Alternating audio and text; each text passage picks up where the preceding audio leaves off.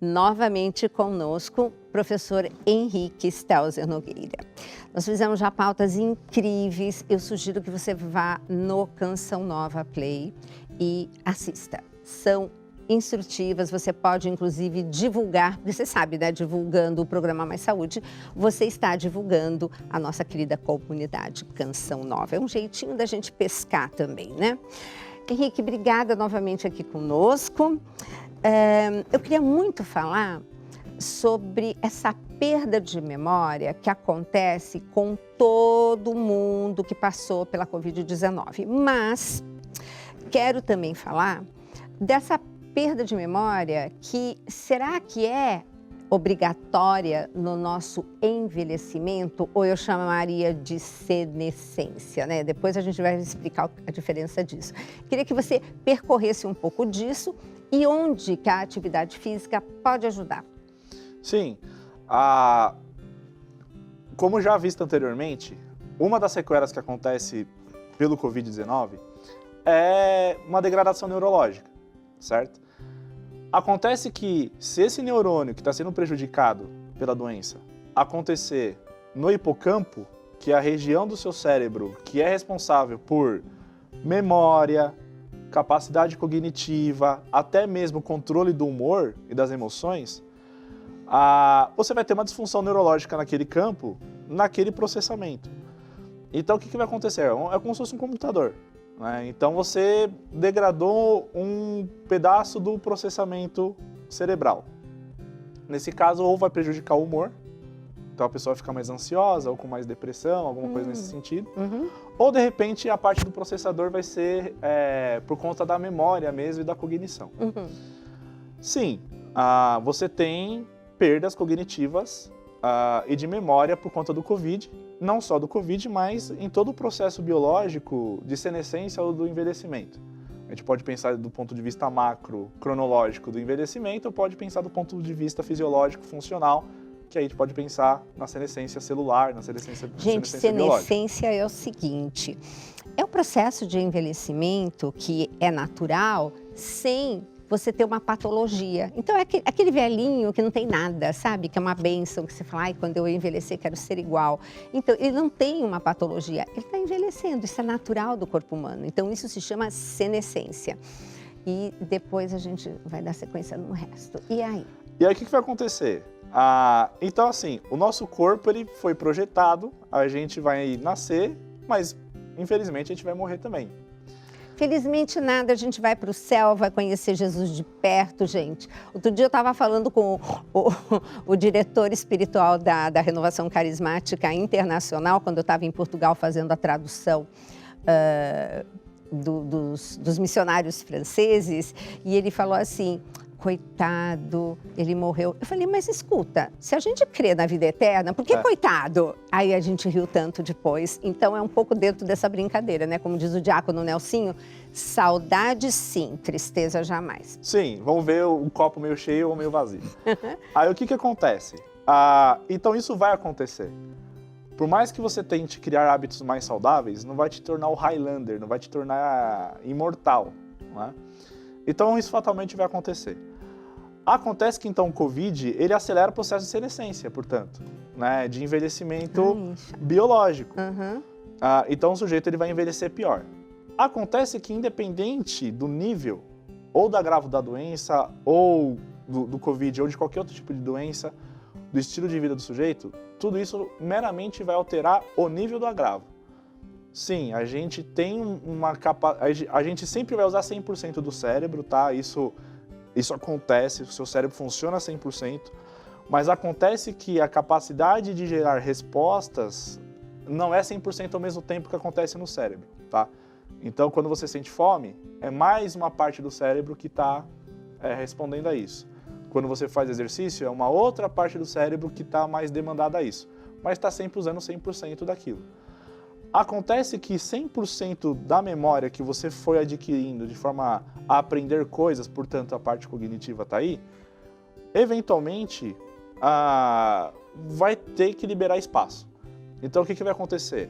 Se você nunca reciclar aquele conhecimento ou aquela literatura ou aquelas práticas, você vai saturar o seu cérebro de uma forma que ele vai ter que começar a perder espaço, não perder espaço, mas começar a liberar espaço para colocar um arquivo novo. Então, aquela ideia do arquivo.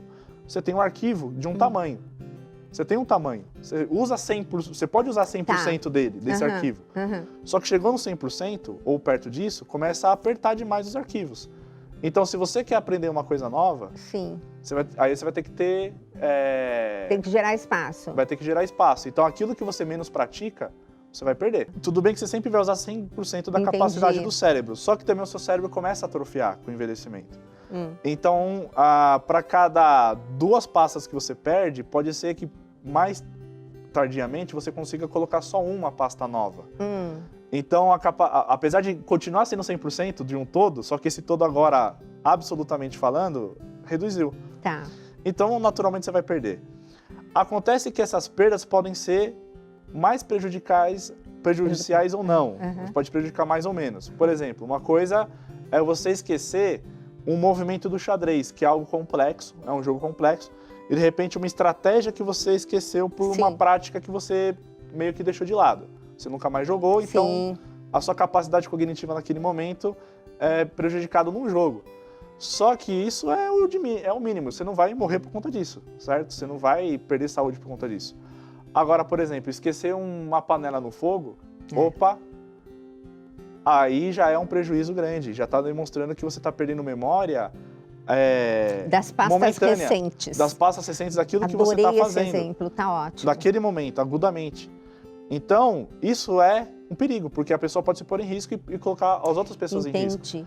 Agora, eu tenho como melhorar e resgatar a minha memória? Eu tenho como melhorar esse arquivo? Como é que funciona com a atividade física? Sim.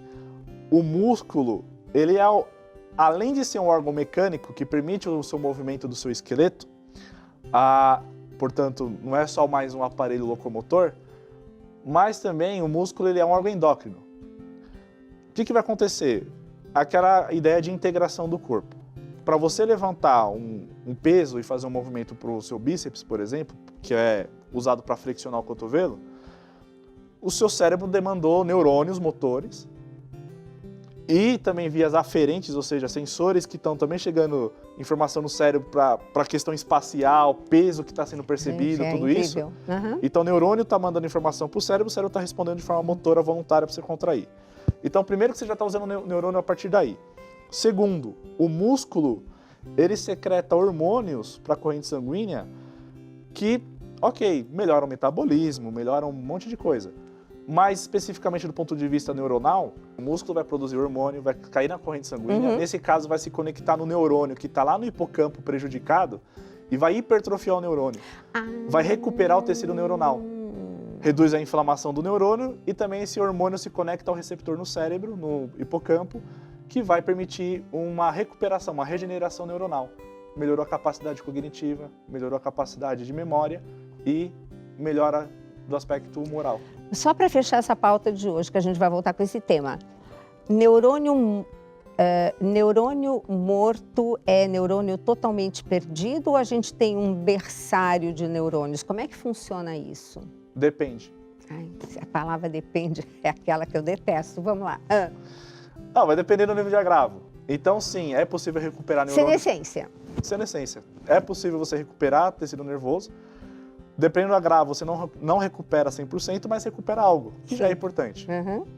Mas tem casos que, infelizmente, não vai... Dependendo do lugar que o neurônio... Aonde do próprio neurônio foi prejudicado, por exemplo, se for no corpo celular do neurônio, você vai matar ele de vez. Agora, se for no axônio, que é a parte da cauda que faz a... eu preciso ter uns slides para mostrar para vocês. Eu vou providenciar. Se for na cauda, dependendo do ponto da cauda, você consegue regenerar mais ou menos. Ai, gente, não é lindo? Queria tanto falar mais disso, mas a gente vai voltar com essa pauta para vocês verem que quando você está fazendo atividade física, não é ficar só bonitinho, bonitinha e mais magrinha. Você fica mais inteligente, você fica mais tudo. É impressionante, muito legal. Henrique, adoro te entrevistar. Você ensina pra gente tanta coisa e eu digo por mim, porque eu aprendo tanto Muito, muito bom. Gente, nós vamos voltar para essa pauta no futuro sobre trabalhar melhor o cérebro e com atividade física, vocês verem todos os benefícios, tá? Um beijo grande e eu espero vocês no próximo programa.